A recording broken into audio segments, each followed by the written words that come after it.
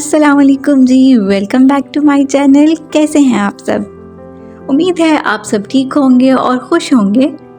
आज का वीलॉग हम शुरू कर रहे हैं सुबह सुबह फजर के टाइम से। यहाँ पर 5:45 का टाइम हुआ था और मैं सुबह उठी थी नमाज़ पढ़ने के लिए। अब सर्दी काफ़ी हद तक कम हो गई है, लेकिन क्योंकि मैं ठंडे पानी से वज़ू करके आई थी और मुझे काफ़ी सर्दी लग रही थी, इसलिए मैंने हीटर ऑन कर लिया। इस वक्त तो गैस भी नहीं आ रही होती कि गीज़र लगा के कुछ देर इंतज़ार कर लिया जाए पानी गर्म होने का। सबसे पहले नमाज अदा की और इसके बाद मुझे जाना था बाहर मोटर चलाने के लिए, क्योंकि इस टाइम पानी का बहुत अच्छा प्रेशर आ रहा होता है। पानी की टैंकी बहुत जल्दी भर जाती है।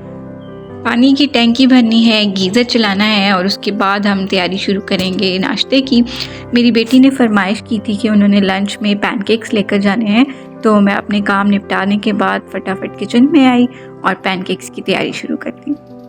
यहाँ पर मैं प्लेन पैनकेक्स बना रही हूँ, जिसके अंदर मैंने 1 अंडा, 4 टेबलस्पून दूध और 2 टेबलस्पून मैंने ऑयल शामिल किया। इसके बाद मैंने इसमें चीनी शामिल की थी 3 टेबलस्पून। या आप अपनी मर्ज़ी से भी एडजस्ट कर सकते हैं। इन सब चीज़ों को मैंने ब्लेंडर में डालकर अच्छी तरह से मिक्स कर लिया था। अगर आप इसे मज़ीद हेल्दी ऑप्शन देना चाहते हैं तो इसमें ओट्स भी शामिल कर सकते हैं। ओट्स के साथ साथ बनाना के चंक्स या फिर बनाना को भी टोटली मैश किया जा सकता है इसमें।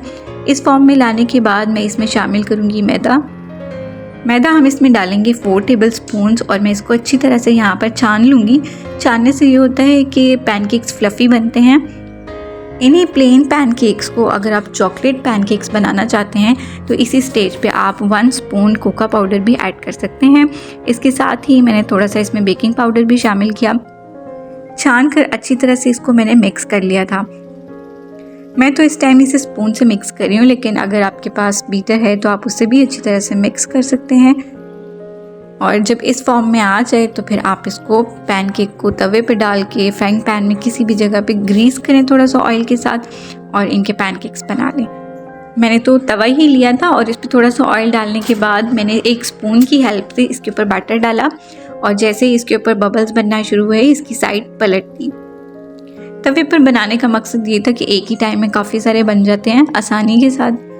पैनकेक्स अभी मैं बना ही रही थी कि साथ ही मेरी बेटी भी उठ गई थी और अल्हम्दुलिल्लाह वो अपनी स्कूल की टाइमिंग्स को प्रॉपर्ली फॉलो करती हैं। खुद सुबह उठती हैं, मुझे उठाना नहीं पड़ता उनको। इस रेसिपी के थ्रू आप तकरीबन 10 से 12 पैनकेक्स इसी साइज़ के आसानी से बना सकते हैं। और साथ ही मैंने अपनी बेटी का लंच बॉक्स भी पैक किया, उसमें एक बनाना रखा और पैनकेक्स 2 रखे थे। मुझे ज़्यादा चीज़ें वो लंच बॉक्स में डालने नहीं देती कि मामा मुझसे फिनिश नहीं होगा और फिर मेरे लिए क्लैपिंग नहीं होगी स्कूल में। प्लेन पैनकेक्स को मज़ीद टेस्टी बनाने के लिए आप इसके ऊपर हनी के साथ भी गार्निश कर सकते हैं या फिर किसी भी चॉकलेट सिरप के साथ। और यहाँ पर मेरी बेटी के फेवरेट चोको चिप बिस्किट भी आ गए हुए थे। यहाँ से मैंने एक बिस्किट का निकाल के पैकेट उनके बैग में रखा था ताकि वो अपनी फ्रेंड्स के साथ भी शेयर कर सकें। बेटी को रेडी करके स्कूल भेजने के बाद वापसी पर मेरे हस्बैंड नाश्ते की कुछ चीज़ें लेकर आए थे, उनको समेटने में लग गई। वीडियो के टाइटल से तो आपको पता चल गया होगा कि आज हमारे घर में ख़त्म भी था और ख़त्म दिलाने के लिए आज बहुत सारे काम करने थे मुझे, तो बस जल्दी जल्दी नाश्ते की चीज़ें समेटी। हस्बैंड के लिए ब्रेकफास्ट बनाया, अपने लिए ब्रेकफास्ट बनाया और ये काम भी इतना स्पीड से करना पड़ता है क्योंकि गैस चली जाती है। क्या आपके यहाँ भी गैस की यही सूरत हाल है या सिर्फ हमारे ही यहाँ ये हाल है?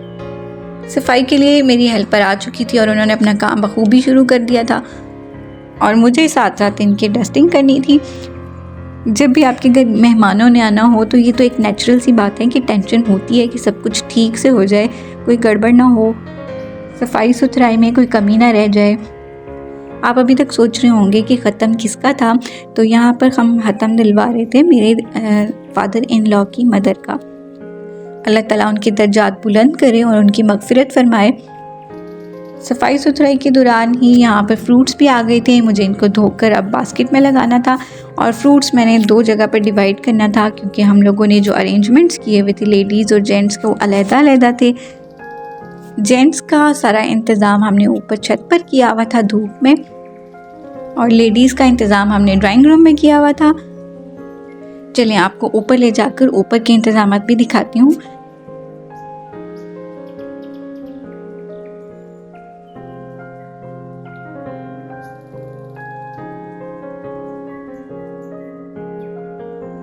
यहाँ पर धूप में हमने बहुत ही सादा सा इंतज़ाम किया हुआ था, कुछ चेयर्स लगाई हुई थी और 2-4 पहियाँ बिछा ली थी। और जब मैं धूप में आई तो धूप से वापस नीचे जाने का मेरा बिल्कुल दिल नहीं कर रहा था, इसलिए मैं यहीं पे थोड़ी देर बैठ गई। थोड़ी देर धूप सेकने के बाद मुझे नीचे दोबारा से जाना था, क्योंकि काम अभी बहुत सारे बाकी थे और नीचे जाकर मुझे अब बर्तन भी निकालने थे, उनके ऊपर भी एक दफ़ा चेक करना था बर्तन साफ़ हैं या नहीं। और हमारा ये जो ख़त्म का टाइम था ये था जुम्मे की नमाज़ के बाद का, और तभी हमारी देगें भी आनी थी, इसलिए मेरे पास काफ़ी टाइम था इन सब कामों को मैनेज करने के लिए। बस नीचे आते ही मैंने जल्दी से डिनर सेट्स निकाले थे। यहाँ पर मैंने 2 डिनर सेट्स निकाले थे, क्योंकि आपको पहले ही बताया मैंने 2 जगह पर अरेंजमेंट्स थे। और इनको निकालने के बाद अच्छी तरह से एक एक प्लेट को पकड़कर मैंने साफ़ किया था। धोकर तो रखे ही जाते हैं, लेकिन फिर भी दिल को तसल्ली नहीं होती जब तक एक एक बर्तन को पकड़ के मैं चेक ना कर लूँ। बर्तनों को अच्छी तरह से साफ़ करने के दौरान मेरी बेटी भी अब स्कूल से वापस आ चुकी थी और मुझे उनके लिए खाना उनको सर्व करना था। आज तो मैंने वैसे कोई कुकिंग नहीं की थी, क्योंकि बिरयानी आनी थी, तो मैंने उनको कल का ही सालन गरम करके उसी के साथ खाना खिलाया था। ये ब्लैक एंड वाइट मेरे जहेज़ का डिनर सेट है और ये मैं अपनी अम्मी के साथ जाके खुद पसंद करके लाई थी। ये मुझे बहुत ज़्यादा पसंद है। और अब हमारी देगें भी आ चुकी थी और ये है मतंजन की देग और बिरयानी की देग है नेक्स्ट वाली। हमारे मेहमान भी आना शुरू हो चुके थे और जो ख़त्म पढ़ने के लिए हमने कारी साहब बुलाए थे वो भी आ चुके थे और दुआ हो रही थी। दुआ के होने के फ़ौरन बाद यहाँ पर हमने खाना लगा दिया था। डिशेस में खाना डाल रहे थे और कुछ जगह पे डिस्ट्रीब्यूट करना था। वहाँ पर भी डिस्ट्रीब्यूशन के लिए सब लगे हुए थे। किसी एक अकेले बंदे का काम नहीं है, ये एक पूरा टीम वर्क है। सारे फैमिली मेम्बर्स मिलके काम करते हैं तो अच्छे से सर अंजाम पाता है। बिरयानी तो बहुत मज़ेदार बनी हुई थी और गरम गरम खाने का वैसे ही बहुत मज़ा आया था।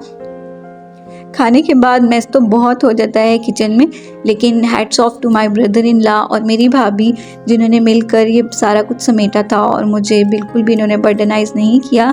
भाई और भाभी, अगर आप ये वीडियो देख रहे हैं तो थैंक यू सो मच, और आपने कमेंट ज़रूर करना है। आज का व्लॉग बस यहीं तक ख़त्म करूँगी, और अगर आपको भी मेरा व्लॉग पसंद आया हो तो प्लीज़ लाइक करना ना भूलिएगा, और अगर आप मेरे चैनल पर न्यू हैं तो सब्सक्राइब ज़रूर कीजिएगा। मुझे अपनी दुआओं में ज़रूर याद रखिएगा। अल्लाह ताला आपको खुश और आबाद रखे। Take care. अल्लाह हाफिज़।